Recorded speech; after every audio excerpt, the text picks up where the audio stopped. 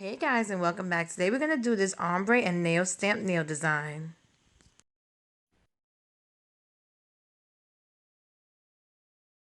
So I'm going to start off with a clean makeup sponge and I'm going to apply this pinkish purplish polish and blue.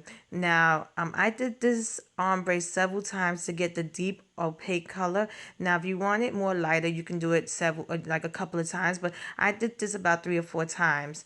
And as you can see, the base color is the pinkish purplish that I already applied onto my sponge. Usually I do white, and with the white, the colors would have came out more bright or bolder, but I have to say that I like the way this ombre came out. I just thought it just gave it a different look to the ombre. I just liked it. That's my personal look. Then I'm going to use this nail plate. I got it from Nicole Diary. It's a Christmas plate, but it has one design that's springtime, and springtime's around the corner, so it's the perfect design for spring. But I just don't understand why it's on a Christmas nail plate, but we digress.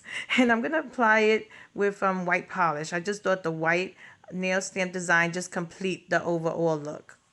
And I'm going to remove the liquid latex, clean around my nails, and I'm going to apply a quick dry top coat. I hope I made this video really easy and simple to follow. Here's a finished look. If you liked it, please give it a thumbs up and subscribe to my channel to get updates on when I upload new videos. And check out my Instagram at Funwithmynails to see more of my nail art. Thanks so much for watching. See you next time.